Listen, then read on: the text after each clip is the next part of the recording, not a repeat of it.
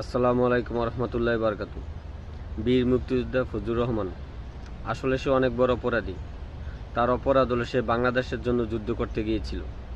তার অপরাধ সে তার পরিবারের কথা ভাবে নাই, সেটা তার অপরাধ। তার অপরাধ সে নিজের কথা ভাবে নাই। তার অপরাধ সে 9 মাস যুদ্ধ করছে, খাবার দাবার না খাইয়া এত কষ্ট করছে, সেটাই তার অপরাধ।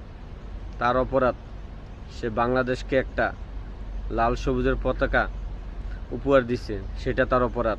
সেটা তার অনেক বড় অপরাধ। সে বাংলাদেশের ভাষার জন্য যুদ্ধ করছে, সেটা তার অপরাধ। আসলে আমরা মানুষটাকে অনেক অপমান অপদস্থ করতেছি।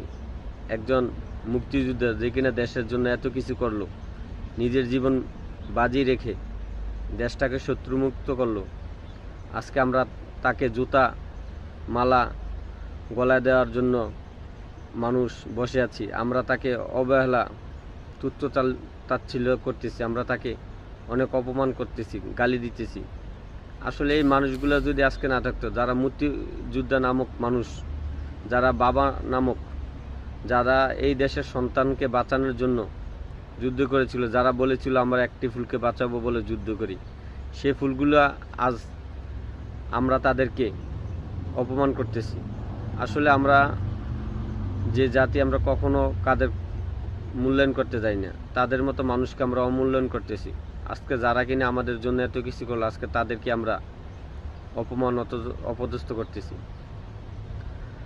আসুন আমরা সবাই তাদেরকে মূল্যায়ন করি।